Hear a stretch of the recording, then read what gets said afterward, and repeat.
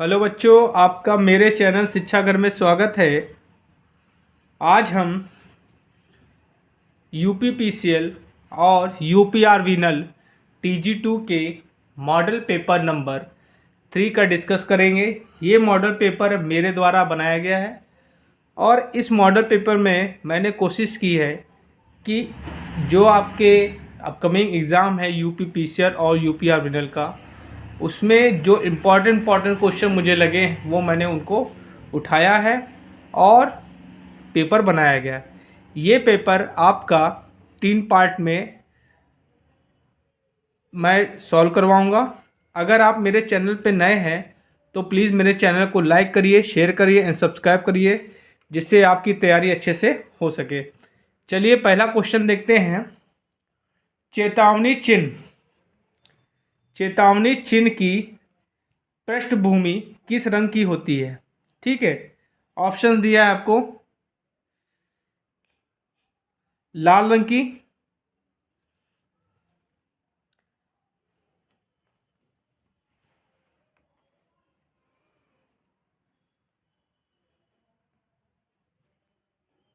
दूसरी दी है नीले रंग की, तीसरी दी है पीले रंग की, चौथा दिया है काले रंग की। जो चेतावनी होता है, ठीक है, जो चेतावनी चिन्ह होता है उसकी जो पृष्ठभूमि होती है बच्चों क्या होती है? वो होती है पीले कलर की। किसकी कलर की होती है? पीले कलर की, मतलब येलो कलर की।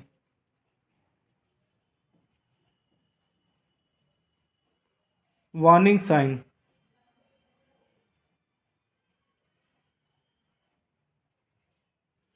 ठीक है, चलिए अगला क्वेश्चन देखते हैं। आर वेल्डिंग के मामले में आंखों की सुरक्षा के लिए डैश डैश का इस्तेमाल किया जाता है। काला चश्मा आवरण, धूप का चश्मा आवरण, आवरक, साफ चश्मा। तो बच्चों आंसर क्या होगा? काला चश्मा हम लोग यूज़ करते हैं, जिसको हम लोग क्या बोलते हैं? गॉगल बोलते हैं। ठीक है, चलिए अगला क्वेश्चन देखते हैं। मानव शरीर पर बिजली के झटके का प्रभाव निम्नलिखित पर निर्भर करता है। लाइन वोल्टेज पे निर्भर करता है, लाइन वोल्ट धारा पे निर्भर करता है, लाइन धारा और वोल्टेज निर्भर करता है, सभी। तो आपका जो झटका होता है वो लाइन वोल्टेज पे डिपेंड करता है, और जो लाइन वोल्टेज होता है अप्रॉक्सीमेटली 440 वोल्ट का होता है। चलिए अगला क्वेश्चन देखते हैं। 90 डिग्री कोण के विशुद्ध माप के लिए प्रयोग किए जाने वाला उपकरण डैश डैश है। स्टील टेप है, साहुल है, ट्राई स्क्वायर है और वुडन स्केल है। तो बच्चों आंसर क्या होगा? Try square. ठीक है, चलिए अगला क्वेश्चन देखते हैं। एक नियान परिपथ टेस्टर समानता डैश डैश टेस्ट के लिए प्रयोग होता है। ठीक है, अर्थिंग के लिए, फेस के लिए, ओपन सर्किट के लिए, न्यूट्रल के लिए। तो बच्चों आंसर क्या होगा? फेस के लिए। जो नियान टेस्टर हम लोग यूज़ करते हैं वो फेस टेस्टिंग के लिए करते हैं। ठीक है, ये बता देता है कि इसमें फेस आ रहा है कि नहीं आ रहा है। ठीक है, चलिए अगला क्वेश्चन देखते हैं। माइक्रोमीटर स्क्रू गेज की रीडिंग दी गई है, इसमें माप क्या है? ठीक है, 38.2, 2.88, 42.50, 2.38। तो बच्चों आंसर क्या होगा? 2.88। 2.88 इज अ राइट आंसर। चलिए अगला क्वेश्चन देखते हैं बच्चों। संकीर्ण जगहों पे काम करने के लिए किस प्रकार के प्लायर का प्रयोग किया जाता है? मतलब संकीर्ण मतलब सकरे जो जहाँ पे जगह होती है वहाँ पे किस प्लायर का हम लोग प्रयोग करते हैं? ठीक है, साइड कटिंग प्लायर्स का यूज़ करते हैं, गोल नोकदार प्लायर्स का यूज़ करते हैं, जोड़ प्लायर का यूज़ करते हैं, लंबे नोकदार प्लायर का प्रयोग करते हैं। तो बच्चों हम लोग लॉन्ग नोज प्लायर का प्रयोग करते हैं, तो इसमें आंसर क्या होगा? लंबे नोकदार प्लायर का प्रयोग करते हैं। चलिए अगला क्वेश्चन देखते हैं, ये इंपॉर्टेंट क्वेश्चन है। रेती में प्रयुक्त होने वाली सामग्री है कच्चा लोहा, ठीक है, उच्च कार्बन स्टील, नरम इस्पात। तो बच्चों आंसर क्या होगा? हाई कार्बन स्टील का प्रयोग हम लोग करते हैं, हाई कार्बन स्टील का प्रयोग करते हैं। ठीक है, चलिए अगला क्वेश्चन देखते हैं। स्क्राइबर किसका बना होता है? हाई कार्बन स्टील का बना होता है, कास्ट आयरन का बना होता है, ब्रास का बना होता है, माइल्ड स्टील का बना होता है। ये भी क्या होता है? हाई कार्बन स्टील का बना होता है, हाई कार्बन स्टील।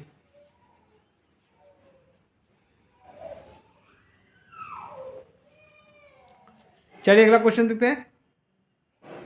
कठोर तारों को काटने के लिए कौन सा प्लायर उपयुक्त है? Wire stripper, long nose plier, locking plier, diagonal plier. तो बच्चों आंसर क्या होगा? डायगोनल प्लायर, जिसको हम बोलते हैं विकर्ण प्लायर। विकर्ण प्लायर का प्रयोग हम लोग क्या करते हैं? कठोर तारों को काटने के लिए करते हैं। चलिए अगला क्वेश्चन देखते हैं। इनमें से कौन सा विकल्प जूल के नियम को सही ढंग से निरूपित करता है? जहां आई धारा को, आर प्रतिरोध को तथा टी समयावधित को निरूपित करता है। यहाँ पे आई क्या आपकी करंट है, आर आपका रेजिस्टेंस है, और आपका टी क्या है? टाइम है। तो आपको ऑप्शन दिया I square R square T joule, I R T joule, I square R T joule, I square R T square joule. तो बच्चों आंसर क्या होगा? I square R T joule. ठीक है, एच इज इक्वल टू क्या होता है? I square R T joule.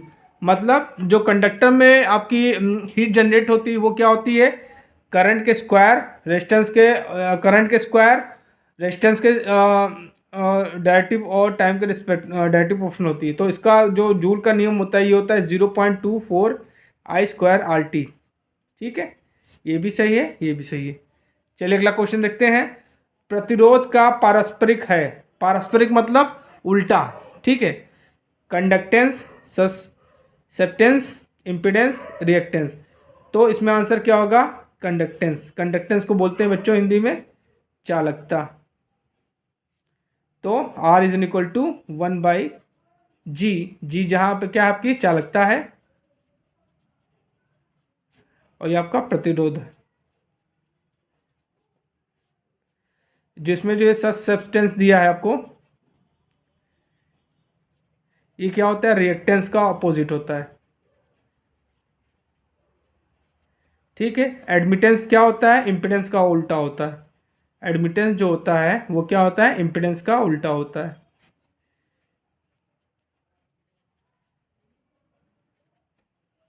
इसको हम लोग वाई से रिप्रेजेंट करते हैं। ठीक है, चलिए बच्चों अगला क्वेश्चन देखते हैं। एक बीओटी इकाई निम्नलिखित में से किसके बराबर होती है? 746 वाट घंटा, ठीक है, 1000 वाट घंटा, 1500 वाट घंटा, 1200 वाट घंटा। तो बच्चों आंसर क्या होगा? ये 1000 वाट घंटा के बराबर होता है। मतलब एक बीओटी इक्वल टू होता है 1 किलोवाट आवर, या इसको कह सकते हैं 1000 वाट आवर। चलिए अगला क्वेश्चन देखते हैं। ग्रेफाइट से बने प्रतिरोध डैश डैश कहलाते हैं? एडजस्टेबल रेजिस्टेंस कहलाते हैं, कार्बन रेजिस्टर्स कहलाते हैं, फिक्स्ड वैल्यू रेजिस्टर कहलाते हैं, टैब रेजिस्टर कहलाते हैं। तो क्या होता है? कार्बन रेजिस्टर्स कहलाते हैं। ठीक है, चलिए अगला क्वेश्चन देखते हैं। परिपथ में इलेक्ट्रॉन को धकेलने वाले दाब को डैश डैश कहा जाता है? प्रतिरोध कहा जाता है, वोल्टेज कहा जाता है, तापमान कहा जाता है, आवृत्ति कहा जाता है। तो उसको कहते हैं वोल्टेज, मतलब ईएमएफ। ईएमएफ कहिए चाहे वोल्टेज कहिए, और इसकी यूनिट क्या होती है? वोल्ट होती है। ठीक है, ये भी क्वेश्चन आपसे पूछा जा सकता है। एक क्वेश्चन अगला है। एक 1200 मीटर तार में 6 ओम प्रतिरोध है। ठीक है, तो क्या होगा? 240 मीटर तार के प्रतिरोध की गणना करनी है आपको। तो क्या होगा? इसको कैसे करेंगे बच्चों? देखिए, R इज डायरेक्टली प्रोपोर्शनल, तो क्या होता है? L होता है। तो इसको कैसे करेंगे? तो R1/R2 is equal to L1/L2। चलिए इसको करते हैं। R1 की वैल्यू कितनी दी है? 60। आपको R2 निकालना है। L1 की वैल्यू क्या दी है आपको? 1200, और ये आपका हो गया 240। ठीक, ये इससे कैंसिल हो गया। ठीक है, और 12 दूनी 24। तो आर की वैल्यू कितनी आ जाएगी? 12 ओम। तो बच्चों 12 ओम इज अ राइट आंसर। चलिए अगला क्वेश्चन देखते हैं। किस प्रकार का प्रतिरोधक वोल्टा पर निर्भर करता है? बहुत इंपॉर्टेंट क्वेश्चन है। तापवर्धक प्रतिरोध, एलडीआर, थर्मिस्टर, वेरिस्टर। तो बच्चों आंसर क्या होगा? वेरिस्टर। ठीक है, चलिए अगला क्वेश्चन देखते हैं। एफ श्रेणी इंसुलेटर का प्रतिबंधक तापमान डैश डैश होता है। 180 degree, 150 degree Celsius, 120 degree Celsius, 155 degree Celsius. तो बच्चों आंसर क्या होगा? 155 डिग्री सेल्सियस। चलिए अगला क्वेश्चन देखते हैं। शुद्ध पानी किसका एक उदाहरण है? चालक, विद्युत रोधी, रेडिएटर, अर्धचालक। तो बच्चों आंसर क्या होगा? ये विद्युत रोधी का एक उदाहरण है। चलिए बच्चों अगला क्वेश्चन देखते हैं। रोधन परिवार में डैश डैश का होना आवश्यक है। Low permittivity, high resistivity, high dielectric strength, all of above. तो बच्चों ये तीनों प्रॉपर्टी होने चाहिए। तो बच्चों आंसर आपका चौथा बिल्कुल सही है। चलिए अगला क्वेश्चन देखते हैं। किट कैट फ्यूज किससे निर्मित होते हैं? बहुत इंपॉर्टेंट क्वेश्चन है। पोर्सलेन से बने होते हैं, फाइबर से बना होता है, पीवीसी बना होता है और ब्रॉस से बने होते हैं। जो क्या होता है? ये पोर्सलेन से बने होते हैं। ठीक है, इंसुलेटर्स भी जो आपके क्या होते हैं? पोर्सलेन के बने होते हैं। ठीक है, किसके बने होते हैं? पोर्सलेन के बने होते हैं। इंसुलेटर का भी अगर आपसे पूछा जाए तो आप बता दीजिएगा। इंसुलेटर जो होते हैं पोर्सलेन से बने होते हैं। चलिए अगला क्वेश्चन देखते हैं। आजकल चालक के रूप में खूब प्रयोग किए जाने वाली सस्ती धातु है। चांदी, तांबा, एल्युमिनियम, तांबा मिश्र धातु। देखिए तो आंसर इसमें क्या है? एल्युमिनियम। एल्युमिनियम का आजकल ज़्यादा यूज हम लोग करते हैं। चलिए अगला क्वेश्चन देखते हैं। हाई स्पीड इस्पात में कार्बन का प्रतिशत डैश डैश होता है। 0.75 से 1%, 0.1 से 0.5%, 1 से 2%, 1.5 से 2.5%। तो बच्चों आंसर पहला ऑप्शन सही है। 0.5% से 1% होता है। चलिए अगला क्वेश्चन देखते हैं। विद्युत हीटर के लिए प्रयुक्त पदार्थ है। नाइक्रोम, चीनी मिट्टी, टंगस्टन, तांबा। तो बच्चों आंसर क्या होगा? Nichrome. Nichrome is the right answer. अगर आपसे पूछा जाए कि आपसे कि बल्ब में कौन सा हम लोग फिलामेंट यूज करते हैं तो टंगस्टन का आप बताएंगे। ये क्या होता है? बल्ब में यूज होता है। ठीक है, चलिए अगला क्वेश्चन देखते हैं। कॉपर के तार का भू प्रतिरोध लगभग होता है। 1 ओम होता है, 3 ओम होता है, 0 ओम होता है, 100 ओम होता है। तो बच्चों आंसर क्या होगा? इसमें 1 ओम होता है। जो हम लोग कॉपर की जो अर्थिंग करते हैं उसका ओम रेजिस्टेंस जो होते हैं 1 ओम से लेकर 2 ओम तक रखा जाता है। ठीक है, एक क्वेश्चन आपसे ये भी पूछा जा सकता है कि अर्थिंग क्या करता है? अर्थिंग क्या करता है? मृदा का जो है कंडक्टेंस बढ़ा देता है। मृदा का क्या कर देता है? कंडक्टेंस इंक्रीज कर देता है। चलिए अगला क्वेश्चन देखते हैं। कुचालकों के लिए ऊर्जा बैंड अंतराल का आकार डैश डैश ईवी परिसीमा में होता है। 1 से 2 इलेक्ट्रॉन वोल्ट, 2 से 3 इलेक्ट्रॉन वोल्ट, 3 से 6 इलेक्ट्रॉन वोल्ट और 1 इलेक्ट्रॉन से। ठीक, तो आंसर क्या होगा आपका? 3 से 6 इलेक्ट्रॉन। 3 इलेक्ट्रॉन वोल्ट से 6 इलेक्ट्रॉन वोल्ट। आपसे पूछा जाता है कि ईवी किसकी यूनिट है? तो ये भी बच्चों आप जान लीजिए, ये एनर्जी की यूनिट है। ठीक है, चलिए अगला क्वेश्चन देखते हैं। हीटिंग तत्वों के तार डैश डैश से बने होते हैं। मैग्नीन के, यूरेका के, फ्लैट नाइक्रोम के, टंगस्टन के। तो बच्चों आंसर क्या होगा? फ्लैट नाइक्रोम का बना होता है। चलिए अगला क्वेश्चन देखते हैं। लघुपतित परिपथ में प्रतिरोध का मान होता है। अनंत होता है, 1 होता है, 0 होता है और उच्च होता है। तो देखिए अगर आपका शॉर्ट सर्किट है तो शॉर्ट सर्किट में रेजिस्टेंस की वैल्यू क्या होती है? 0 होती है। धारा की वैल्यू इनफाइनाइट होती है और वोल्टेज की वैल्यू भी क्या होती है? 0 होती है। अगर ओपन सर्किट है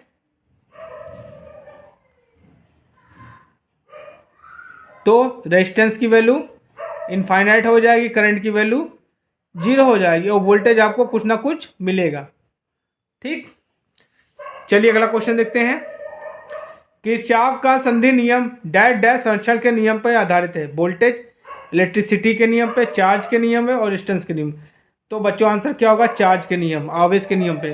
जो किरचॉफ का जो फर्स्ट लॉ है, किरचॉफ फर्स्ट लॉ, वो क्या होता है? चार्ज संरक्षण के नियम पे आधारित है। और जो सेकंड लॉ है किरचॉफ का,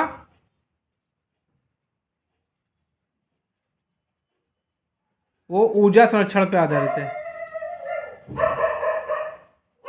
ऊर्जा संरक्षण का नियम क्या है कि ना तो ऊर्जा को उत्पन्न किया जा सकता है, ना ही नष्ट किया जा सकता है, केवल एक रूप से दूसरे रूप में बदला जा सकता है। चलिए अगला क्वेश्चन देखते हैं।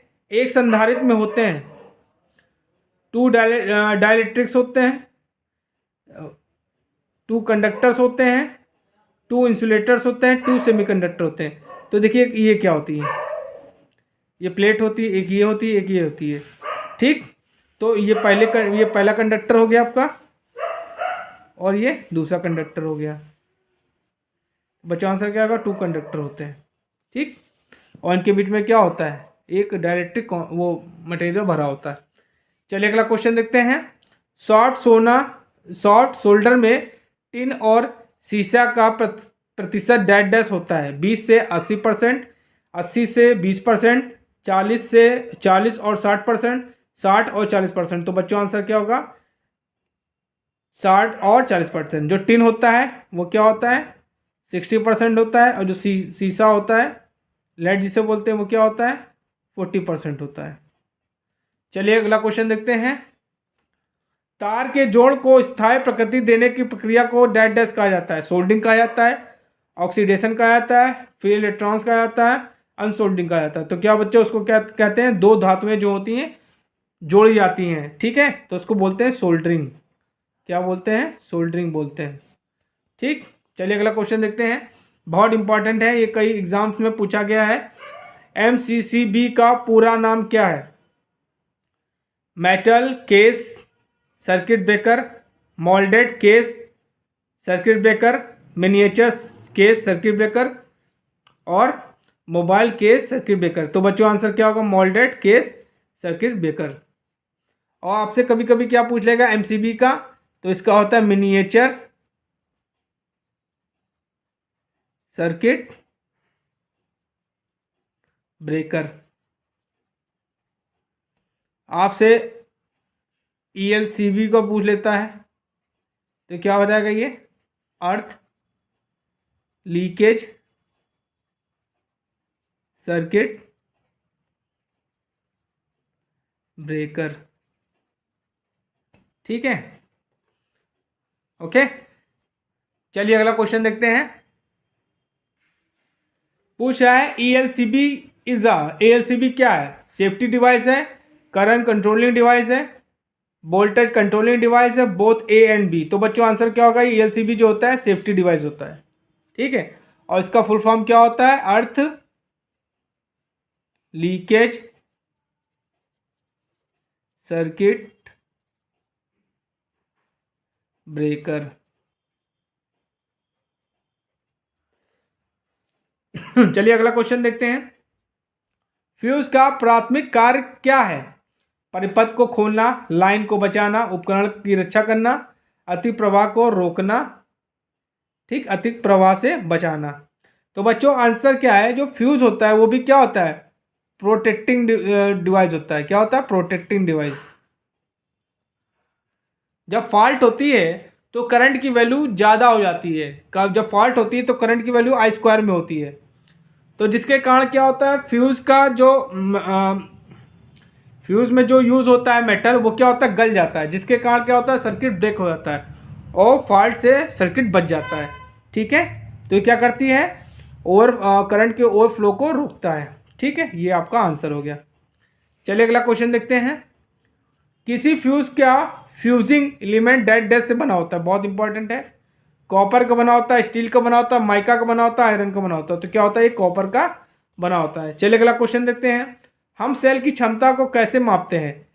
ID into TD, ID into BD, ठीक है, ID into PD, PD into TD। देखिए ID मतलब क्या हुआ, करंट हो गई, TD मतलब टाइम हो गया, मतलब आवर।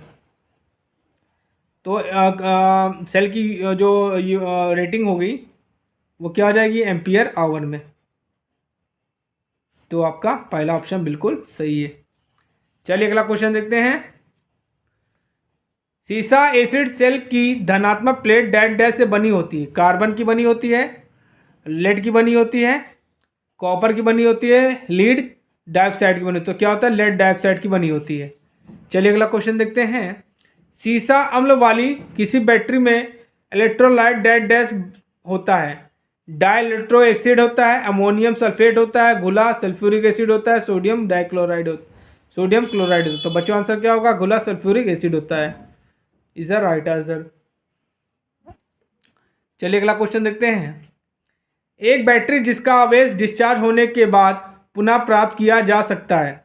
शुष्क सेल, वोल्टाइक सेल, द्वितीयक सेल, प्राथमिक सेल। तो बच्चों आंसर क्या होगा, सेकेंडरी सेल। तो आपका थर्ड ऑप्शन बिल्कुल सही है, सेकेंडरी सेल। चलिए अगला क्वेश्चन देखते हैं, इंपॉर्टेंट क्वेश्चन है। सीसा अम्ल सेल की वाट घंटा दक्षता डैश डैश होती है। 60% होती है, 90% होती है, 50% होती है और आपकी 75% होती है। तो इसमें आंसर क्या होगा बच्चों, तो बच्चों इसमें आंसर क्या होगा आपका, देखिए 70% से लेकर 80% तक की इनकी दक्षता होती। तो बच्चों आंसर क्या होगा, 75%। चलिए अगला क्वेश्चन देखते हैं। बैटरी चार्जर डैश डैश होता है। चोपर होता है, साइक्लो कन्वर्टर होता है, और कन्वर्टर्स होता है, डिस्कारी होता है। बच्चों क्या होता है, रेक्टिफायर होता है। ये क्या होता है, रेक्टिफायर होता है। ठीक है, तो आपका क्या होगा, rectifier is the right answer. चलिए अगला क्वेश्चन देखते हैं। इलेक्ट्रोलिसिस प्रक्रिया के पीछे सिद्धांत डैश डैश है। फैराडे का नियम, लेंज का नियम, कूलाम का नियम और ओम का नियम। तो बच्चों आंसर क्या होगा, फैराडे का नियम। चलिए अगला क्वेश्चन देखते हैं। चुंबकन तीव्रता और चुंबकल बल के अनुपात को डैश डैश कहा जाता है।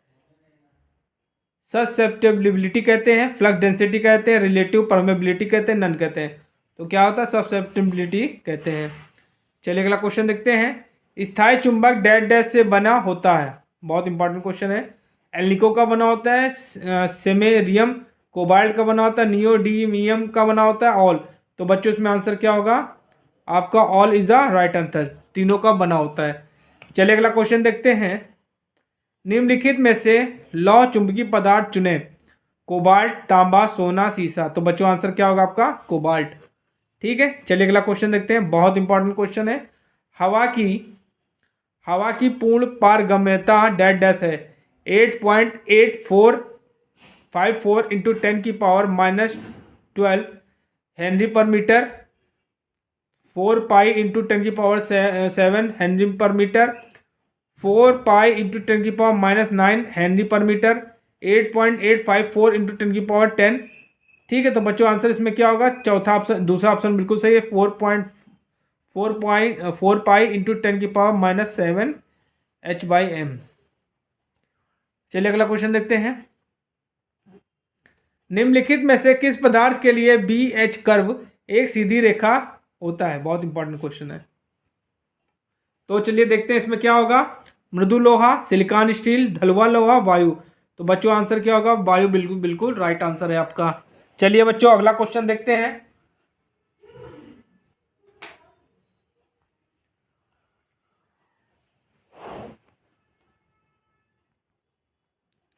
RL श्रेणी परिपथ में शक्ति रेटिंग केवीए क्या होती है।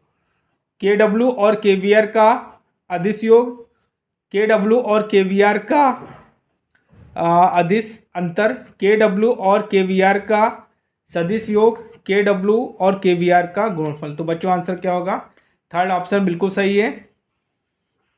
ठीक है, KVA क्या होती है,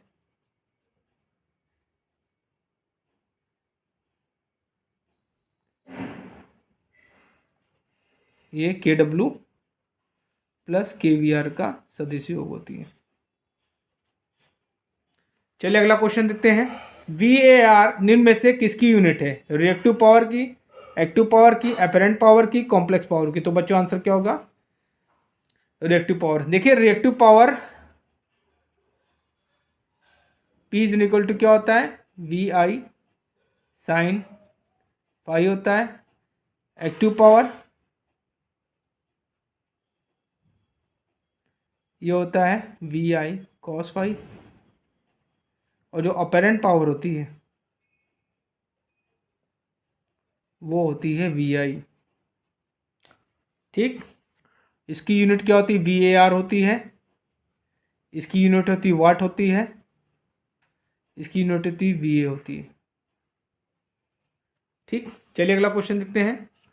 शुद्ध प्रतिरोधक सर्किट का पावर फैक्टर होता है 0 होता है, 1 होता है, 0.7 होता है, 0.85 होता है। तो क्या होता है? 1 होता है। देखिए प्योर रेजिस्टिव सर्किट में, रेजिस्टिव में कॉस फाई 1 होगा। प्योर कैपेसिटिव में लीडिंग होगा। और प्योर इंडक्टिव में लैगिंग होगा। ये तीनों चीज आपको आनी चाहिए। डेल्टा कनेक्शन में लाइन वोल्टेज डैश डैश के बराबर होता है 3 फेज वोल्टेज √3 फेज वोल्टेज 1/3। तो डेल्टा कनेक्शन में क्या होता है? लाइन वोल्टेज क्या होता है? फेज वोल्टेज के बराबर होता है। और जो लाइन करंट होती है IL होती है √3 टाइम्स आपकी क्या होती है?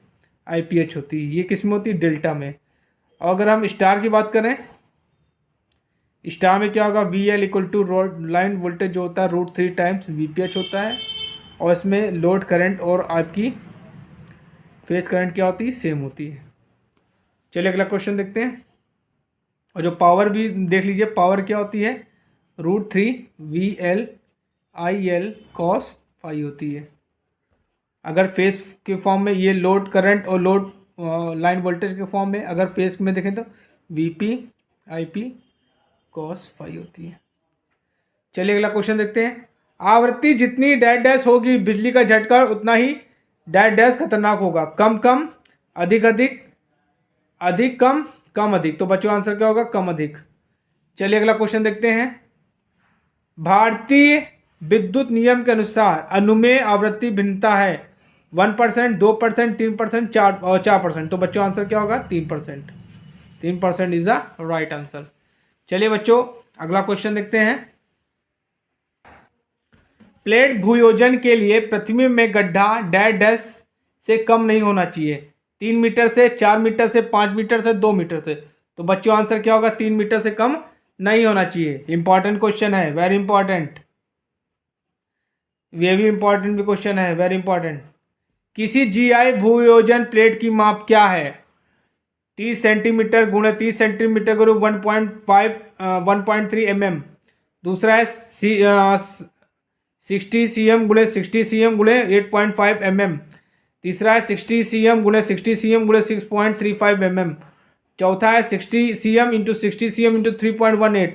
तो बच्चों आंसर आपका थर्ड बिल्कुल सही है, 60 गुणे 60 गुणे 6.35। चलिए अगला क्वेश्चन देखते हैं। डायोड का रिवर्स रिकवरी टाइम एक पैरामीटर है जो निर्धारित करता है, क्या करता है? करंट रेटिंग निर्धारित करता है, वोल्टेज रेटिंग करता है, speed of the operation, power rating. तो स्पीड ऑफ द ऑपरेशन निर्धारित करता है। चलिए अगला क्वेश्चन देखते हैं। इनमें से किसमें जीना डायोड का उपयोग किया जाता है? Very important question. रेक्टिफायर में, फिल्टर में, एम्पलीफायर में, वोल्टेज रेगुलेटर में। तो बच्चों आंसर क्या होगा? वोल्टेज रेगुलेटर में इसका यूज करते हैं। जीनर डायोड का प्रयोग एज अ वोल्टेज रेगुलेटर का प्रयोग हम लोग as a voltage regulator use करते हैं। चलिए अगला क्वेश्चन देखते हैं। शुद्ध अर्धचालकों में अवद्रव्य इसे बढ़ाने के लिए मिलाया जाता है रेजिस्टिविटी, कंडक्टिविटी, कैपेसिटेंस, नन। तो बच्चों क्या होता है? नॉर्मल कंडीशन पे जो आपका सेमीकंडक्टर होता है वो क्या होता है? इंसुलेटर होता है। क्या होता है? इंसुलेटर। नॉर्मल कंडीशन इंसुलेटर होता है। लेकिन जब इसमें हम डोपिंग कर देते हैं या इसमें जब डोपिंग कर देते हैं तो इसका कंडक्टेंस क्या हो जाता है, बढ़ जाता है, तो इसकी कंडक्टिविटी बढ़ जाती है। तो बच्चों आंसर क्या होगा, कंडक्टिविटी। क्रिस्टल डायोड में व्युत्क्रम धारा डैश डैश की कोटि में होती है, micro ampere, ampere, kilo ampere, milli ampere. तो बच्चों आंसर क्या होगा, माइक्रो एम्पियर। चलिए अगला क्वेश्चन देखते हैं। एक सेमीकंडक्टर में संयुक्ता पट्टी और चालन पट्टी के बीच ऊर्जा अंतर डैश डैश होता है, 15 electron volt, 5 electron volt, 1 electron volt, 10 electron volt. तो बच्चों आंसर क्या होगा, 1 इलेक्ट्रॉन वोल्ट का डिफरेंस होता है कंडक्शन बैंड और वैलेंस बैंड में। ठीक है, चलिए अगला क्वेश्चन देखते हैं। पीएन संधि के अवक्षय क्षेत्र की चौड़ाई क्या होती है, 0.5 माइक्रोमीटर, 2.5 माइक्रोमीटर, 2 माइक्रोमीटर और आपकी 1 माइक्रोमीटर। तो बच्चों आंसर क्या होगा, 1 माइक्रोमीटर। जो आपका जैसे पीएन जंक्शन डायोड हो गया, जो यहाँ पे डिप्रेशन लेयर बनती है उसकी चौड़ाई कितनी होती है ये पूछ रहा है। ठीक है, चलिए अगला क्वेश्चन देखते हैं। निम्न में से कौन सा डायोड शक्ति संकेतक के रूप में प्रयुक्त होता है, varactor diode, Zener diode, photo diode, LED. तो बच्चों आंसर क्या होगा, एलईडी, लाइट इमिटिंग डायोड। ठीक, चलिए अगला क्वेश्चन देखते हैं। निम्न में से, जो क्वेश्चन मैं बच्चों आपको पढ़ा रहा हूँ बहुत इंपॉर्टेंट क्वेश्चन है एग्जाम के पर्पज से, आप हो सके तो इनको नोट्स बना लीजिएगा और इनकी प्रैक्टिस बढ़िया से कर लीजिएगा। इसी में से क्वेश्चंस आपके फंसेंगे और निश्चित तौर पे आप TG2 में सेलेक्ट होंगे। निम्न में से किस डायोड का प्रयोग एक संधारित्र के रूप में किया जा सकता है, varactor diode, Zener diode, photo diode और लाइट इमिटिंग डायोड। देखिए ये एलईडी मैंने आपको पहले ऊपर बताया, ये क्या होता है, शक्ति संकेतक के रूप में यूज होता है, शक्ति संकेतक के रूप में। ये क्या होता है, ये जो आपका जीना डायोड है वोल्टेज रेगुलेटर के रूप में यूज होता है, वोल्टेज रेगुलेटर के यूज में। और जो आपका वैरेक्टर डायोड है ये आपका क्या होता है, कैपेसिटर के रूप में यूज कर सकते हैं। ठीक है, तो आपका आंसर बिल्कुल सही, वैरेक्टर डायोड जो है एज ए कैपेसिटर के रूप में यूज होता है। ठीक, किया जा सकता है। किस तरह का उपकरण डायोड है, ठीक है, रेखीय है, अध्रुवीय है, अरेखीय, सभी। तो बच्चों आंसर क्या होगा, अरेखीय। डायोड जो होता है बच्चों ये अरेखीय होता है, ये ओम के नियम को फॉलो नहीं करता, ओम लॉ को does not follow.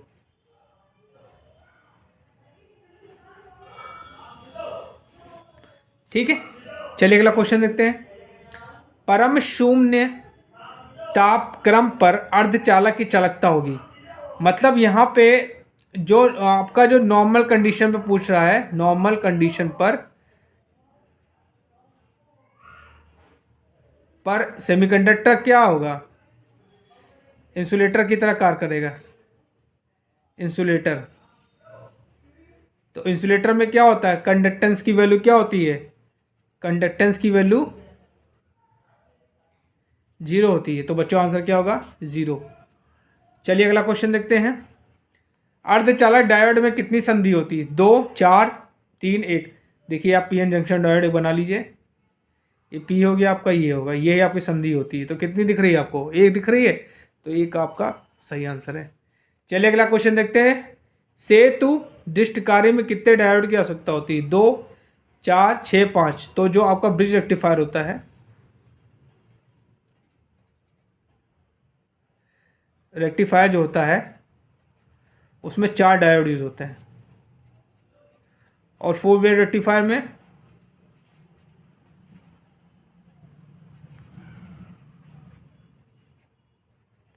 2 diode, half wave में सिंगल डायोड। ठीक है, चलिए अगला क्वेश्चन देखते हैं। जीना डायोड को सदैव डैश डैश अवस्था में संयोजित किया जाता है, फॉरवर्ड बायस में, रिवर्स बायस में, सीरीज में, पैरेलल में। तो जो आपका जीना डायोड होता है वो एक ऐसा डायोड है जो रिवर्स बायस में काम करता है। बच्चों आंसर क्या होगा, रिवर्स बायस। और ये वोल्टेज रेगुलेटर की तरह यूज़ किया जाता है। कहाँ यूज होता है? वोल्टेज रेगुलेशन में। ठीक है, चलिए अगला क्वेश्चन देखते हैं। पीएनपी ट्रांजिस्टर में धारा डैश डैश द्वारा प्रवाहित होती है। दातायन, ग्राहयन, छेद, छेद मतलब होल्स, ठीक, और मूत्र। तो बच्चों इसमें आंसर क्या होगा? होल्स। होल्स के कारण क्या होता है? इसमें धारा प्रवाहित होती है। और एनपीएन में इलेक्ट्रॉन्स के कारण। ताप बढ़ने पर कलेक्टर धारा इंक्रीज होगी, डिक्रीज होगी, बिकम जीरो और रिमेन अनचेंज। तो क्या होगी? इंक्रीज होगी। चलिए अगला क्वेश्चन देखते हैं। ट्रांजिस्टर संचालित होता है, करंट से होता है, वोल्टेज से होता है, फ्रीक्वेंसी होता है, पावर से होता है। तो ट्रांजिस्टर जो होता है करंट से फ्लो, वो क्या होता है? ऑपरेट होता है। चलिए अगला क्वेश्चन देखते हैं। 85% दक्षता वाला ट्रांजिस्टर एम्पलीफायर हो सकता है। क्लास बी का हो सकता है, क्लास बी एंड ए दोनों हो सकता है, क्लास सी हो सकता है, क्लास ए बी होता है। बच्चों आंसर क्या होगा? क्लास सी होगा। चलिए अगला क्वेश्चन देखते हैं, बहुत इंपॉर्टेंट है। Class B push pull amplifier क्षमता होती है 90% से 95%, 95% से 100%, 60 से 65%, 75 से 80%। तो बच्चों आंसर क्या होगा? 75 से 80% होती है। चलिए अगला क्वेश्चन देखते हैं। एससीआर एक डैश डैश स्विच है, एक दिशीय, विद्युत चुंबकीय, यांत्रिकीय और द्विदिशीय। तो क्या होगा? एक दिशीय। ठीक है, मतलब इसमें कंडक्शन जो होता है एक ही डायरेक्शन में होता है। ठीक, इसको यूनिडायरेक्शनल भी कहते हैं। ठीक, चलिए अगला क्वेश्चन देखते हैं। Inverter is use to convert DC to AC, convert AC to DC, step up DC voltage, step up AC volt. तो बच्चों का कन्वर्टर का प्रयोग करते हैं हम क्या करते हैं? ये डीसी को एसी में कन्वर्ट करता है। तो बच्चों आंसर पहला आपका बिल्कुल सही है। चलिए अगला क्वेश्चन देते हैं। निम्नलिखित में से कौन सा विकल्प एक द्विदिशीय उदाहरण है? SCR, LASCR, diode, ट्रायक। तो बच्चों आंसर क्या होगा? ट्रायक। ट्रायक क्या होता है? दोनों डायरेक्शन में कंडक्शन करता है। चलिए अगला क्वेश्चन देते हैं। UGT has the terminals. UGT में कितने टर्मिनल होते हैं? 4 होते हैं, 2 होते हैं, 3 होते हैं और 1 होते हैं। तो बच्चों आंसर क्या होगा? 3 टर्मिनल्स होते हैं यूजीटी में। यूजीटी में 3 टर्मिनल्स होते हैं। चलिए अगला क्वेश्चन देखते हैं। कौन सी डिवाइस में हाईएस्ट करंट और वोल्टेज रेटिंग है? यूजेटी में होती है, बीजेटी में होता है, आईजीबीटी में होता है, मॉसफेट में होता है। तो क्या होता है? आईजीबीटी में होता है। चलिए अगला क्वेश्चन देखते हैं। ट्रायक में प्रयुक्त होता है कलर टीवी में, ब्लैक एंड व्हाइट टीवी में सेट में, टेप रिकॉर्डर में यूज होता है, ऑडियो सिस्टम में। तो जो ट्रायक जो होता है वो कहाँ होता है? कलर टीवी में यूज होता है। चलिए अगला क्वेश्चन देखते हैं, बहुत इंपॉर्टेंट है। एक निबल में कितने बिट्स होते हैं? 1 होता है, 4 होता है, 2 होते हैं, 8 होते हैं। तो क्या होता है? 4 होते हैं। ठीक, चलिए अगला क्वेश्चन देखते हैं। Flip flop is a bit storage cell, 2 bit storage cell, 3 bit storage cell, 4 bit storage cell. तो जो फ्लिप फ्लॉप होता है ये एक स्टोरेज डिवाइस है। ठीक है, ये क्या करता है? 1 बिट को स्टोर करता है, 1 बिट को स्टोर करता है। तो आपका पहला ऑप्शन बिल्कुल सही है। चलिए अगला क्वेश्चन देखते हैं। फ्लिप फ्लॉप जिसमें 2 जेके फ्लिप फ्लॉप इस्तेमाल की जाती हैं। मास्टर स्लेव फ्लिप फ्लॉप होता है, टी फ्लिप फ्लॉप होता है, डी फ्लिप फ्लॉप होता है, आरएस फ्लिप फ्लॉप होता है। क्या होता है? मास्टर स्लेव फ्लिप फ्लॉप होता है। चलिए अगला क्वेश्चन देखते हैं। घरेलू तार स्थापन में फ्यूज का रेटिंग क्या होनी चाहिए? क्रांतिक मान का 60% होना चाहिए, क्रांतिक मान का 75% होना चाहिए, क्रांतिक मान का 40%, क्रांतिक मान का 150%। तो बच्चों आंसर क्या होगा? क्रांतिक मान का 150% होना चाहिए। चलिए अगला क्वेश्चन देखते हैं। निम्नलिखित में से सबसे सुरक्षित वायरिंग कौन है? इंपॉर्टेंट क्वेश्चन है। सीटीसी होती है, क्लीट होती है और concealed conduit pipe, lath covered. तो बच्चों आंसर कंसील्ड कंड्यूट पाइप। ठीक, चलिए अगला क्वेश्चन देखते हैं। लाल रंग के तार को निम्नलिखित के लिए प्रयोग किया जाता है? अर्थ के लिए, न्यूट्रल के लिए, फेस के लिए, इंसुलेशन के लिए। तो बच्चों आंसर क्या होगा? फेस के लिए। 3 फेस होते हैं, आर वाई बी। आर के लिए रेड, वाई के लिए येलो, इसके लिए ब्लू, न्यूट्रल के लिए ब्लैक, अर्थ के लिए ग्रीन। चलिए अगला क्वेश्चन देखते हैं। अर्थिंग के लिए चारकोल और नमक का प्रयोग किया था क्योंकि यह करता है, यह क्या करता है, पृथ्वी के प्रतिरोध को बढ़ाता है, या मृदा की चालकता को बढ़ाता है, या लीकेज धारा को अधिक करता है, या अर्थिंग लेटरों को जंग लगने से बचाता है। तो बच्चों आंसर क्या हो गया, मृदा की चालकता को बढ़ाता है। चलिए अगला क्वेश्चन देखते हैं। डीसी जनरेटर की आर्मेचर कोर को लैमिनेट करते हैं, reduce the weight of generator, मतलब जनरेटर के भार को कम करने के लिए, इंसुलेट द कोर को इंसुलेट करने के लिए, रिड्यूस एडी करंट लॉसेस को कम करने के लिए, रिड्यूस हिस्टोलिसिस लॉसेस, मतलब सेथिल हानि को कम करने के लिए।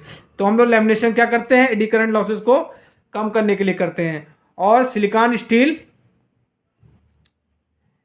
स्टील हिस्टोलिसिस लॉसेस को कम करने के लिए करते हैं, हिस्टेरिसिस लॉसेस को कम करने के लिए। चलिए बहुत इंपॉर्टेंट क्वेश्चन है। इंटरपोल्स का प्रयोग को डेड डैश कम करने के लिए करते हैं, reduce armature reaction, reduce hysteresis losses, reduce effect of cogging, reduce the effect of crawling. तो बच्चों आंसर क्या होगा, आर्मेचर रिएक्शन को कम करने के लिए इसका प्रयोग करते हैं। चलिए अगला क्वेश्चन देखते हैं। ए डीसी मशीन के निम्नलिखित ब्रेकिंग एक्सेस में से किसके दौरान ऊर्जा बचाई जाती है, प्लगिंग के द्वारा, डायनेमिक ब्रेकिंग के द्वारा, रीजनरेटिव ब्रेकिंग के द्वारा, एडी करंट ब्रेकिंग के द्वारा। तो रीजनरेटिव ब्रेकिंग के द्वारा। ठीक है, चलिए बच्चों अगला क्वेश्चन देखते हैं। डीसी जनरेटर में मैक्सिमम इफिशिएंसी तब होगी जब कॉपर लॉस आयरन लॉस से कम हो, कॉपर लॉसेस आयरन लॉस से बराबर हो, कॉपर लॉसेस आयरन लॉसेस से अधिक हैं, कॉपर लॉसेस फीड लॉसेस से कम है। तो जब मैक्सिमम इफिशिएंसी कब होती है, जब आयरन लॉसेस जो होते हैं बच्चों वो क्या होते हैं, कॉपर लॉसेस के बराबर होते हैं। तो बच्चों आंसर सेकंड आपका बिल्कुल सही है, copper losses is iron losses के बराबर हो। चलिए अगला क्वेश्चन देखते हैं। जिस धारा मशीन का आर्मेचर डेड डैश से बना होता है, सिलिकॉन स्टील से बना होता है, ढलवा लोहा से बना होता है, मृदु इस्पात से बना होता है, पिटवा लोहा से।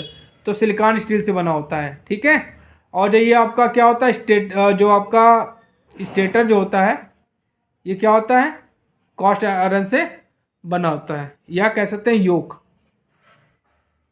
क्या होता है, कास्ट आयरन से बना होता है। और बड़ी मशीनों के लिए कास्ट स्टील बनती है, कास्ट स्टील का प्रयोग हम लोग करते हैं। चलिए अगला क्वेश्चन देखते हैं। एक कम्यूटेटर में खंडों की संख्या डेड डैश की संख्या के बराबर होती है, क्षेत्र कुंडलन, पोल, ब्रश, आर्मेचर कुंडली। तो बच्चों आंसर क्या होगा, आर्मेचर वाइंडिंग के बराबर होती है। चलिए अगला क्वेश्चन देखते हैं। डीसी शंट जनरेटर को डेड डैश भी कहा जाता है, नियत वोल्टेज जनरेटर, डीसी श्रृंखला जनरेटर, नियत धारा जनरेटर, परिवर्तनीय वोल्टेज, नियत वोल्टेज जनरेटर कैसे हैं। चलिए अगला क्वेश्चन देखते हैं। डीसी सीरीज मोटर का स्टार्टिंग टार्क डेड डैश होता है, बहुत कम होता है, शून्य होता है, मध्य होता है, उच्च होता है। तो बच्चों स्टार्टिंग टार्क जो होता है डीसी मोटर का वो क्या होता है, सीरीज मोटर का हाई होता है। ठीक, चलिए अगला क्वेश्चन देखते हैं, लास्ट क्वेश्चन।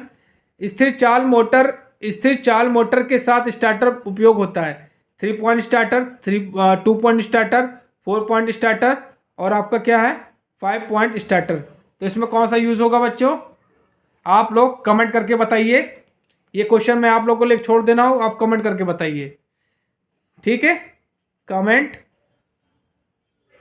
करके बताएं। अगर आप मेरे चैनल पर नए हैं तो प्लीज़ मेरे चैनल को लाइक करिए, शेयर करिए, और जो मैंने ये मॉडल पेपर बनाया है इस वीडियो को पूरा देखिए, और हो सके तो पूरे नोट्स इस मॉडल पेपर के नोट्स बना लीजिए, क्योंकि आपके जो 21 दिसंबर को यूपीआरबीएनएल TG2 का एग्ज़ाम होने वाला है उसमें बहुत ही आपका ये हेल्प करेगा। ठीक है, थैंक यू। हेलो बच्चों, आपका मेरे चैनल शिक्षागर में स्वागत है। इससे पहले के वीडियो में मैंने आपको मॉडल पेपर 3 के 96 क्वेश्चंस बताए थे, जो कि बहुत इम्पोर्टेंट है। आज उसी कड़ी में हम उस मॉडल पेपर का पार्ट 2 डिस्कस करेंगे। इस वीडियो में 97 से लेकर 150 तक के क्वेश्चंस को हम डिस्कस करेंगे। अगर आप मेरे चैनल पे नए हैं तो प्लीज़ मेरे चैनल को लाइक करिए, शेयर करिए एंड सब्सक्राइब करिए, जिससे आपकी UPPCL TG2 और UPR विनर TG2 की तैयारी हो सके। चलिए स्टार्ट करते हैं। और बच्चों कोशिश करिएगा कि पूरा वीडियो देखें, जिससे आपकी तैयारी हो सके। चलिए अगला क्वेश्चन देखते हैं। निम्नलिखित में से कौन सा भार एक शंट मोटर द्वारा बेहतर संचालित होगा? प्रत्यागामी पंप, विद्युत रेल इंजन, अपकेंद्री पंप, पंखा। तो बच्चों इसमें आंसर क्या होगा आपका? अपकेंद्री पंखा। अपकेंद्री पंखा जो होगा वो क्या होगा? राइट आंसर होगा। चलिए अगला क्वेश्चन देखते हैं। डिस्ट धारा श्रेणी मोटर कब अतिचालित होती है? भार में वृद्धि होने पर, क्षेत्र के खुले होने पर, आर्मेचर धारा के खुले होने पर, भार हटाने पर। तो बच्चों आंसर क्या होगा इसमें? भार हटाने पर क्या होगा? ये अतिचालित हो जाएगी। ठीक है, चलिए अगला क्वेश्चन देखते हैं। DC शंट मोटर में गति नियंत्रण की फ्लक्स नियंत्रण विधि द्वारा जो गति हम प्राप्त करते हैं वो कौन सी गति होती है? सामान्य गति से ऊपर व नीचे दोनों, सामान्य गति से केवल नीचे, सामान्य गति से केवल ऊपर, नियत गति के ऊपर। तो बच्चों आंसर क्या होगा? सामान्य गति के केवल ऊपर। ठीक है, चलिए अगला क्वेश्चन देखते हैं। लोकोमोटिव में प्रयुक्त मोटर डैश डैश है। DC shunt motor, DC series motor, synchronous motor, none. तो बच्चों आंसर क्या होगा? DC series motor. DC series motor का प्रयोग हम लोग लोकोमोटिव में करते हैं। चलिए अगला क्वेश्चन देखते हैं। टार्क निम्न में से किसके अनुपातिक होता है? None of this, flux, armature current, flux और आर्मेचर करंट। तो देखिए जो टार्क का रिलेशन होता है वो क्या होता है? Phi is directly proportional, torque is directly proportional to phi into IA।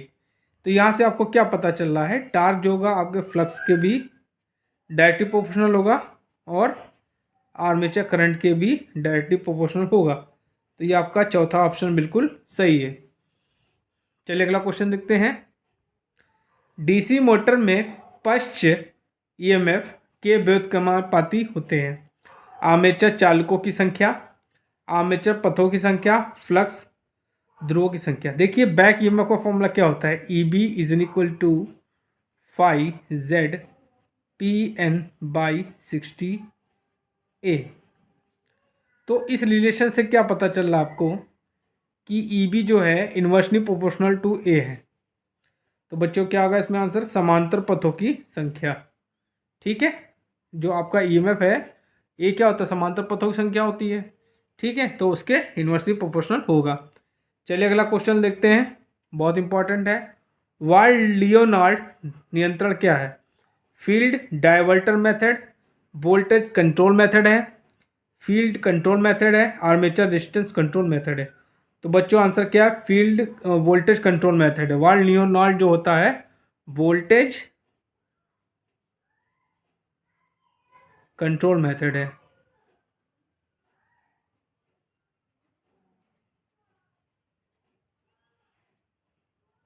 ठीक, चलिए अगला क्वेश्चन देखते हैं।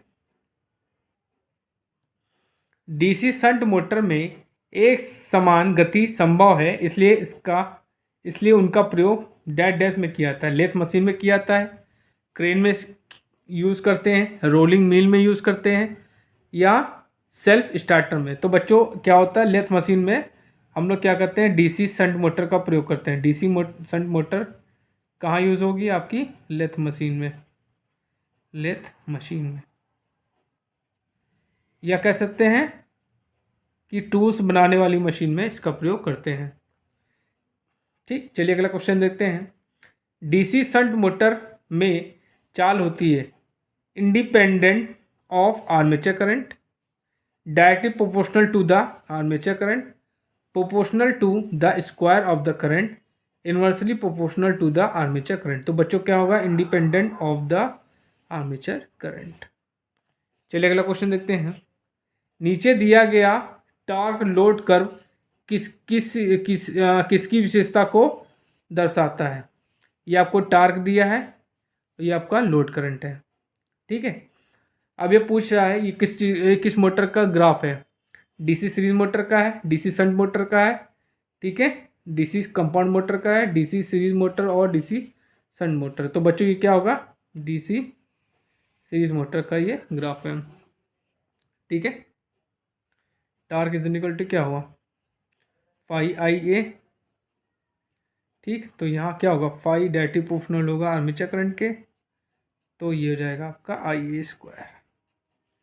ठीक है, तो स्टार्टिंग में जो इसका जो होता है ये क्या होता है, ये पैराबोलिक होता है, स्टार्टिंग परवलय काल होता है स्टार्टिंग में। ठीक है, और ये इस पॉइंट के बाद क्या होता है, जो ये क्या होता है, ये हो जाता है torque is directly proportional to armature current हो जाता है। ठीक है, इसके बाद ये क्या होता है, स्ट्रेट हो जाता है। तो ये किसका है, डीसी सीरीज मोटर का है। और शंट में क्या हो जाएगा, शंट में ऐसे होता है।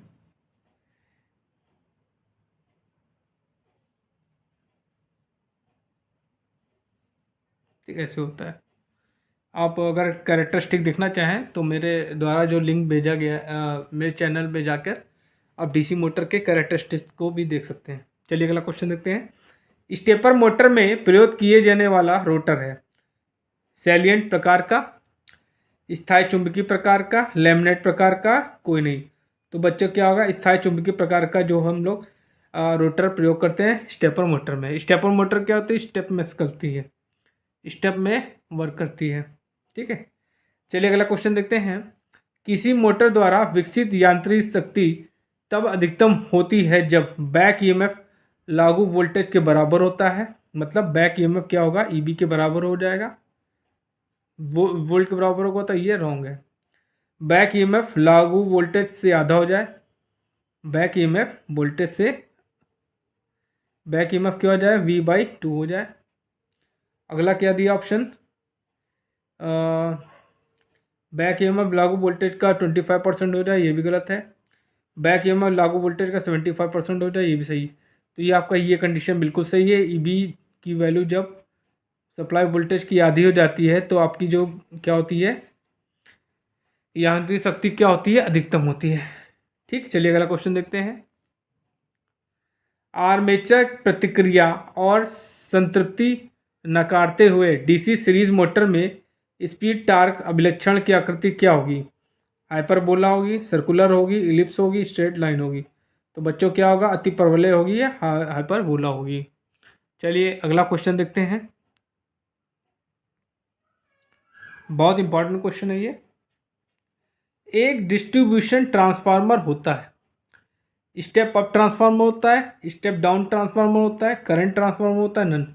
तो बच्चों जो डिस्ट्रीब्यूशन ट्रांसफार्मर होता है, ये याद रखिएगा आप लोग, डिस्ट्रीब्यूशन ट्रांसफार्मर ये क्या होता है, स्टेप डाउन होता है। क्या होता है, स्टेप डाउन होता है।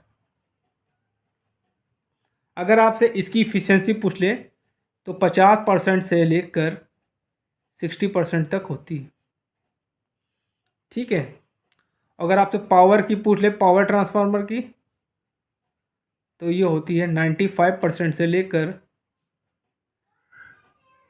99% मिलेगा, या कुछ बुकों में आपको 98% मिलेगा। और जो आपका आइडियल ट्रांसफार्मर होता है उसकी इफिशियंसी क्या होती है, 100% होती है। ठीक है, चलिए अगला क्वेश्चन देखते हैं। एक ट्रांसफार्मर में प्राइमरी और सेकेंडरी वाइंडिंग के बीच डैश डैश रेजिस्टेंस होता है, जीरो होता है, वेरी स्मॉल होता है, इनफाइनाइट होता है, कैन नॉट बी प्रेडिक्टेड। तो बच्चों आंसर क्या होगा, जीरो होता है। ठीक है, इनके बीच में क्या रेजिस्टेंस की वैल्यू क्या होती है, रेजिस्टेंस क्या होगा, जीरो होगा, रेजिस्टेंस विल बी जीरो। चलिए अगला क्वेश्चन देखते हैं। ट्रांसफार्मर में फुल लोड कॉपर लॉसेस 1600 वाट है, हाफ लोड पर लॉसेस होगा 640 वाट होगा, 1600 वाट होगा, 800 वाट होगा, 400। तो हाफ लोड पे क्या हो जाएगा, लॉसेस क्या होते हैं, 1/स्क्वायर I/2 ये हो जाएगा। तो ये क्या हो जाएगा आपका 1/4, और लॉसेस कितनी दी आपको 1600। तो 1600 को 4 से डिवाइड करेंगे तो आपका 400 वाट आ जाएगा। तो बच्चों आपका 400 what is the right answer. चलिए अगला क्वेश्चन देखते हैं। बच्चों कोशिश करिएगा, जो मैं वीडियोस आपके बनाता हूँ, आपके लिए बनाता हूँ, मॉडल पेपर बनाता हूँ, मेहनत करके मॉडल पेपर बनाता हूँ कि जिससे आप लोग का सिलेक्शन हो जाए। तो आप लोग कोशिश करिएगा पूरा वीडियो मेरा देखा करिए, क्योंकि मैं इस मॉडल पेपर में चुन चुन के क्वेश्चन लाता हूँ, और जो क्वेश्चंस मैं लाता हूँ वो हर किसी न किसी एग्ज़ाम में पूछे गए होते हैं। ठीक है, चलिए अगला क्वेश्चन देखते हैं। 3 फेज 4 तार वाली सेवा के लिए निम्नलिखित में से कौन सा परिणामित संयोजन उत्कृष्ट है, तो अच्छा है। Delta delta, delta star, star delta, none. तो बच्चों क्या होगा, डेल्टा स्टार जो होता है सबसे अच्छा कनेक्शन माना जाता है, डेल्टा स्टार। ठीक है, चलिए अगला क्वेश्चन देखते हैं। भावर धारा की एक कमी डैश डैश है, वाइंडिंग में अधिभारण, वाइंडिंग में सीलन, वाइंडिंग में हीटिंग का नुकसान, और वाइंडिंग में वोल्टेज का बढ़ना। तो बच्चों क्या होगा, वाइंडिंग में हीटिंग का नुकसान। चलिए अगला क्वेश्चन देखते हैं। एक कोर ट्रांसफार्मर में 2 मैग्नेटिक पथ होते हैं, नो मैग्नेटिक पथ होता है, 1 मैग्नेटिक पथ होता है, 3 मैग्नेटिक पथ होता है। तो बच्चों आंसर क्या होगा, 1 मैग्नेटिक पथ होता है, 1 मैग्नेटिक पाथ कोल टाइप में। अगर आपसे पूछ ले कि कोर की मोटाई कितनी होती, तो 0.35 mm से 0.5 mm होती है, ये भी आपको पता होना चाहिए। चलिए अगला क्वेश्चन देखते हैं। Current transformer uses, toroidal transformer, centre tap transformer, step down transformer, step up. तो आपका जो सीटी होता है वो क्या होता है, स्टेप अप ट्रांसफार्मर होता है, स्टेप अप ट्रांसफार्मर होता है। ठीक है, इसमें करंट क्या होगी, डाउन होगी, करंट क्या होगी, डाउन होगी, और वोल्टेज बढ़ेगा। और जो आपका पीटी होता है वो क्या होता है, स्टेप डाउन होता है। वो क्या होगा, उसमें करंट इंक्रीज होगी, वोल्टेज डिक्रीज होगा। और जो आपका डिस्ट्रीब्यूशन होता है, डिस्ट्रीब्यूशन ट्रांसफार्मर, वो क्या होता है, स्टेप डाउन होता है। ठीक बच्चों, तो आंसर क्या होगा, स्टेप अप ट्रांसफार्मर है, सीटी। चलिए, स्कॉट कनेक्शन को डैश डैश में बदलने के उपयोग किया जाता है, single phase supply into 3 phase supply, 3 phase supply into 2 phase supply, single phase supply into 2 phase supply. तो जो स्कॉट कनेक्शन होता है उसका प्रयोग हम लोग क्या करते हैं, 3 फेज सप्लाई को 2 फेज सप्लाई में कन्वर्ट करने के लिए यूज़ करते हैं। तो आपका सेकेंड ऑप्शन बिल्कुल सही है। चलिए अगला क्वेश्चन देखते हैं। Kelvin bridge is use to measure current, capacitance, inductance, low resistance. तो कैल्विन जो ब्रिज होता है बच्चों, कैल्विन ब्रिज, इसका प्रयोग हम लोग किस करते हैं, लो रेजिस्टेंस के लिए।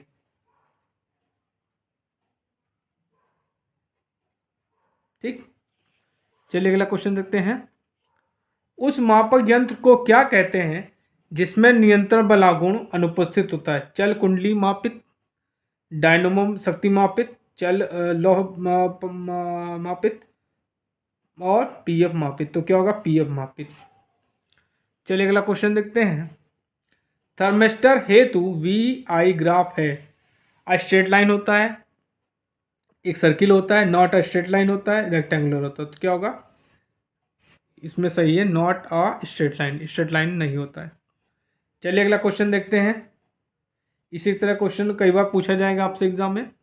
यदि किसी बीट स्टोन ब्रिज में P की वैल्यू 10 ओम है, Q की वैल्यू 100 ओम है, S की वैल्यू 60 ओम है, तो अज्ञात प्रतिरोध का मान क्या होगा। देखिए बीट स्टोन ब्रिज का फॉर्मूला क्या होता है, P/Q is an equal to R/S।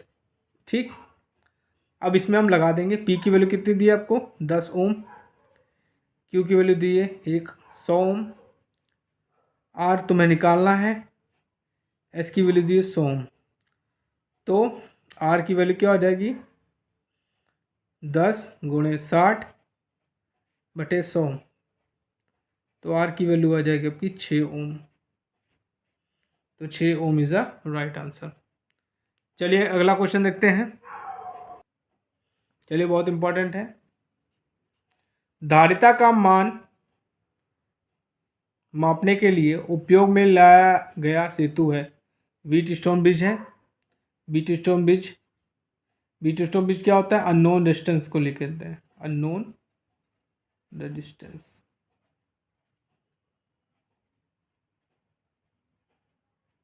Sharing bridge wrong है, Wien bridge, Schering bridge is the right answer. ठीक है, धारिता और हेज ब्रिज रॉन्ग है। क्या होगा, शेयरिंग ब्रिज का प्रयोग हम लोग कैपेसिटेंस नापने के लिए करते हैं। शेयरिंग ब्रिज किस क्या नापते हैं, कैपेसिटेंस नापता है। चलिए अगला क्वेश्चन देखते हैं। वोल्टेज रेगुलेटर सीधे ही नियंत्रित करता है, फील्ड करंट करता है, आउटपुट करंट करता है, स्टेटर सर्किट करता है और रेक्टिफिकेशन करता है। तो क्या करता है, वोल्टेज और फील्ड करंट को कंट्रोल करता है। चलिए अगला क्वेश्चन देखते हैं। अमीटर को समांतर में लगाने पर क्या होगा, ओपन सर्किट होगा, क्लोज सर्किट होगा, शॉर्ट सर्किट होगा, नन होगा। तो बच्चों क्या होगा, शॉर्ट सर्किट हो जाएगा। चलिए अगला क्वेश्चन देखते हैं।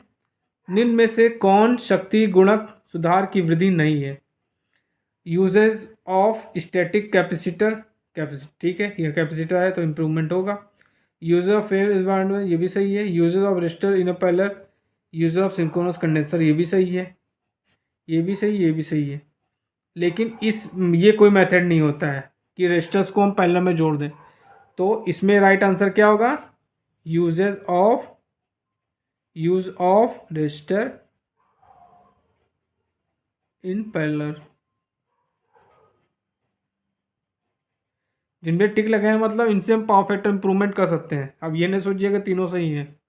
ठीक है, ट्रांसड्यूसर एक उदाहरण है जो सेल्फ जनरेटिंग है, भौतिक मात्रा को पहचान का सेंस करता है, इलेक्ट्रॉनिक उपकरणों में प्रयोग होता है सभी। तो बच्चों आंसर क्या होगा, ट्रांसड्यूसर जो होता है इलेक्ट्रॉनिक उपकरणों में प्रयोग होता है। चलिए अगला क्वेश्चन देखते हैं। वाट मीटर एक डैश डैश तरह का उपकरण है, रिकॉर्डिंग इंस्ट्रूमेंट्स है, एन इंडिकेटिंग इंस्ट्रूमेंट्स है, एन एब्सोल्यूट इंटीग्रेटिंग। तो बच्चों क्या होगा, ये इंडिकेटिंग इंस्ट्रूमेंट है, एन इंडिकेटिंग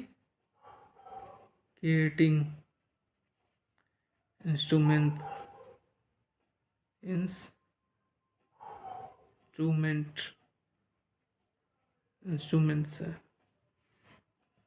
चलिए अगला क्वेश्चन देखते हैं। स्क्वायरल केज इंडक्शन मोटर में डैश डैश स्लिप रिंग होती है, 0 होती है, 2 होती है, 3 होती है, 1 होती है। तो बच्चों आंसर क्या होगा, 0 होती है। ठीक है, चलिए अगला क्वेश्चन देखते हैं। प्रेरण मोटर में ज़्यादा संख्या में ध्रुव हो तो लेज़र द स्पीड होगी, ग्रेटर द स्पीड होगी, लेज़र द फ्रिक्वेंसी होगी, ग्रेटर द फ्रिक्वेंसी। देखिए स्पीड इक्वल टू क्या होता है, 120 F/P। अब जहाँ P की वैल्यू बढ़ेगी तो स्पीड क्या होगी, घट जाएगी। तो बच्चों क्या होगा, लेज़र द स्पीड मतलब स्पीड कम हो जाएगी। प्रेरण मोटर में क्रॉलिंग का कारण है, high loads, improper design of machine, harmonic develop in a motor, low voltage supply. तो बच्चों आंसर क्या होगा, हार्मोनिक डेवलप हो जाते हैं मोटर में। ठीक है, इसी को हम लोग क्रॉलिंग बोलते हैं। चलिए अगला क्वेश्चन देखते हैं।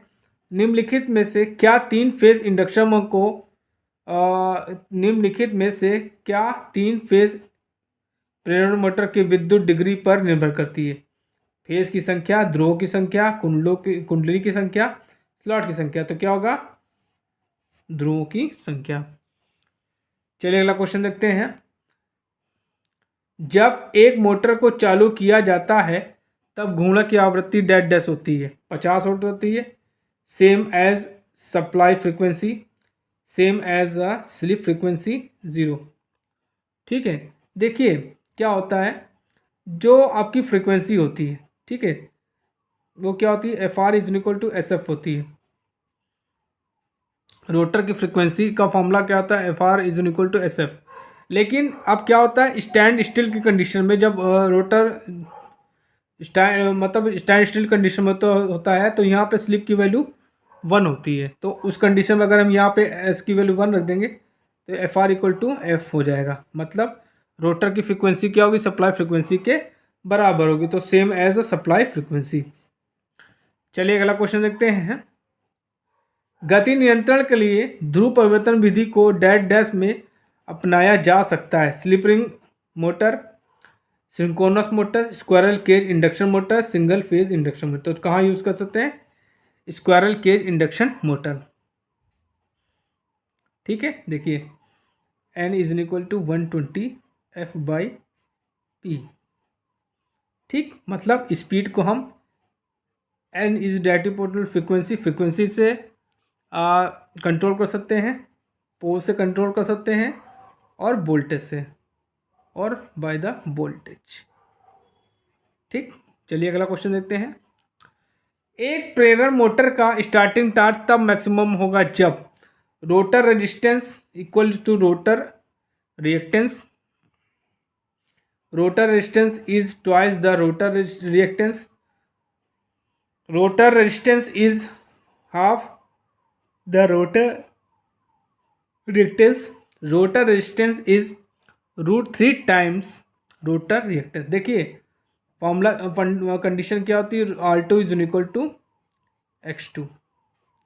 तो उस कंडीशन को ये जब क्या होता है, जो स्टार्टिंग टॉर्क का बड़ा मैक्सिमम होगा जब R2 की वैल्यू X2 के बराबर हो जाएगी। तो क्या हो जाएगा? पहला ऑप्शन बिल्कुल सही है। रोटर का रेजिस्टेंस जो है रोटर के रिएक्टेंस के बराबर जब हो जाएगा तो स्टार्टिंग टॉर्क क्या होगा? मैक्सिमम होगा। चलिए अगला क्वेश्चन देखते हैं। कम क्षमता वाली इंडक्शन मोटर के लिए डैश डैश प्रयोग किया जाता है। ऑटो ट्रांसफार्मर स्टार्टर यूज़ किया जाता है, डोल स्टार्टर किया जाता है, और step down transformer starter use किया जाता है, स्टार डेल्टा। तो बच्चों क्या होगा? डोल स्टार्टर का प्रयोग हम लोग करते हैं। ऑटो ट्रांसफार्मर स्टार्टर का प्रयोग 20 HP के ऊपर यूज़ करते हैं हम लोग। ठीक है, और ये डोल स्टार्टर 5 HP की तक की मोटर के लिए हम लोग यूज़ करते हैं। ठीक, 5 से ऊपर वाले के लिए हम लोग स्टार डेल्टा यूज़ करते हैं। ठीक, चलिए आगे देखते हैं क्वेश्चन। स्टेपर मोटर ज़्यादातर के लिए प्रयोग किया जाता है। प्रचालन की बहुत तेज गति, उच्च शक्ति की आवश्यकताएं, प्रचालन की बहुत धीमी गति, कंट्रोल सिस्टम के प्रयोग। तो कहाँ यूज़ होता है? आपका कंट्रोल सिस्टम में यूज़ होता है ये। चलिए अगला क्वेश्चन देखते हैं। सैडेड पोल मोटर में छादित कुंडली का उद्देश्य क्या है? ठीक है, produce rotating magnetic field, reduce friction loss, reduce rough commutation, reduce armature reaction. तो बच्चों आंसर क्या होगा? Produce rotating magnetic field. चलिए अगला क्वेश्चन देखते हैं, बहुत इंपॉर्टेंट क्वेश्चन है ये। AC और DC आपूर्ति दोनों पर कौन सा मोटर कार्य कर सकता है? Compound motor, hysteresis motor, shaded pole motor, universal motor. तो यूनिवर्सल जो मोटर होती है बच्चों, ठीक है, सार्वभौमिक मोटर भी इनको बोलते हैं, ये क्या होता है? AC और DC दोनों पे वर्क करती है। चलिए अगला क्वेश्चन देखते हैं। डैश डैश मोटर का प्रयोग मिक्सर ग्राइंडर में किया जाता है। संट, कैपेसिटर, सैडेड पोल, यूनिवर्सल मोटर। तो बच्चों आंसर क्या होगा? Universal motor. ठीक है, मिक्सर ग्राइंडर में समझ लीजिए यूनिवर्सल मोटर ही यूज़ करेंगे। चलिए अगला क्वेश्चन देखते हैं। अल्टरनेटर में अवमंदन वाइंडिंग किस लिए दी जाती है? चाल दोलन प्रभाव बढ़ाने के लिए, कंपन घटाने के लिए, पलागुण बढ़ाने के लिए, चाल दोलन प्रभाव घटाने के लिए। तो बच्चों आंसर क्या होगा? चाल दोलन प्रभाव को हटाने के लिए हम लोग क्या करते हैं? अवमंदन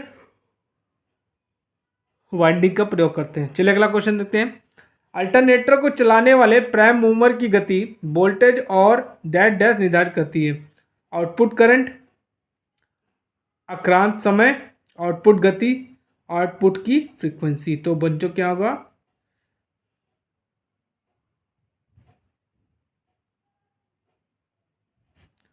आउटपुट की फ्रीक्वेंसी। एक सिंक्रोनस मोटर की गति बढ़ते लोड के साथ कम हो जाती है, शून्य के बराबर होती है, बढ़ते लोड के साथ बढ़ जाती है, बढ़ते लोड पर लगभग स्थित। तो चौथा ऑप्शन बिल्कुल सही है। देखिए सिंक्रोनस मोटर ऐसी मोटर है जिस पर लोड का कोई प्रभाव ज़्यादा नहीं पड़ता है। उसकी स्पीड क्या होती है? एक नियत रहती है सिंक्रोनस स्पीड। चलिए अगला क्वेश्चन देखते हैं। सिंक्रोनस मोटर में उत्तेजन में परिवर्तन उसके डैश डैश को प्रभावित करता है। ऊर्जा घटक और वोल्टेज, ऊर्जा घटक, वोल्टेज और करंट। तो बच्चों आंसर क्या होगा? ऊर्जा घटक। चलिए अगला क्वेश्चन देखते हैं। एक बक कन्वर्टर का उपयोग किया जाता है वोल्टेज को स्थिर करने में, वोल्टेज को दोगुना करने में, वोल्टेज को बढ़ाने में, वोल्टेज को कम करने में। तो आंसर क्या होगा आपका? वोल्टेज को कम करने में। चलिए अगला क्वेश्चन देखते हैं। टोरायड एक डैश डैश होता है। तार की कुंडली होती है, तार की कुंडलीकृत कॉइल होती है, लूप्ड वायर होता है, सीधा तार होता है। तो क्या होता है? ये तार की कुंडलीकृत कॉइल होती है। चलिए अगला क्वेश्चन देखते हैं। किस प्रकार की डीसी मशीनों के लिए लैप वाइंडिंग, पास वाइंडिंग को हम लोग लैप वाइंडिंग कहते हैं, को प्राथमिकता दी जाती है? उच्च धारा और निम्न वोल्टता, निम्न धारा उच्च वोल्टता, निम्न धारा निम्न वोल्टता, उच्च धारा और उच्च वोल्टता। तो बच्चों आंसर क्या होगा? उच्च धारा और निम्न वोल्टता। ठीक है, इसका उल्टा कर दी तो आपकी वेव वाइंडिंग यूज होगी। ठीक है, चलिए अगला क्वेश्चन देखते हैं। यदि पोल्स की संख्या 4 तो खांचों की संख्या 24 है तो पोल पिच का मान होगा। तो पोल पिच इक्वल टू क्या हो जाएगा? पोल पिच इक्वल टू खांचों की संख्या बटे पोलों की संख्या, पोल्स की संख्या। खांचों की संख्या कितने हैं? 24। पोल्स कितने हैं? 4। तो कितने हो जाएंगे? 6 खांचे। तो बच्चों आंसर आपका 6 खांचे इज द राइट आंसर। चलिए अगला क्वेश्चन देखते हैं।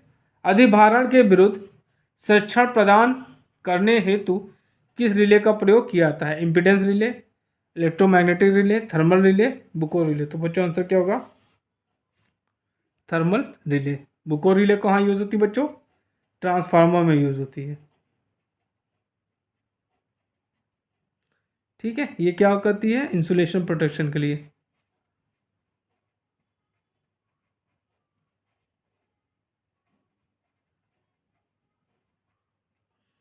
इंसुलेशन प्रोटेक्शन मतलब ये नहीं कि कोई फॉल्ट होती है इंसुलेशन से रिलेटेड तो सेंस करती है। ठीक है, चलिए बहुत इंपॉर्टेंट क्वेश्चन है ये। क्वेश्चन मैं बहुत ढूंढ के लाया हूँ। तड़ित की विसर्जित करंट क्या है? मतलब जो आपकी आकाशीय बिजली है उसकी करंट क्या होती है? ठीक है, 10,000 एम्पियर, 1,000 एम्पियर, 100 एम्पियर और 1 माइक्रो एम्पियर। तो बच्चों आंसर क्या होगा? 10,000 एम्पियर होती है। कितनी होती है? 10,000 एम्पियर। चलिए अगला क्वेश्चन देते हैं। ये भी क्वेश्चन मैं ढूंढ के लाया हूँ। केबल का सर्ज रेजिस्टेंस कितना होता है? 1 ओम होता है, 10 ओम होता है, 25 ओम होता है, 50 ओम होता है। तो क्या आंसर होगा? 50 ओम होता है। तो बच्चों मैंने आपको मॉडल पेपर 3 का सेकंड पार्ट का लेक्चर समझाया है। आई होप आप लोग को समझ में आया होगा। कोशिश करिएगा बच्चों पूरा वीडियो देखिए। अगर आप पूरा वीडियो देखेंगे तभी आपको समझ में आएगा, नहीं तो नहीं आएगा। और अगर आप मेरे चैनल पर नए हैं तो प्लीज़ मेरे चैनल को लाइक करिए, शेयर करिए एंड सब्सक्राइब करिए जिससे मैं आप लोगों की इसी प्रकार तैयारी करवाता रहूं। Thank you.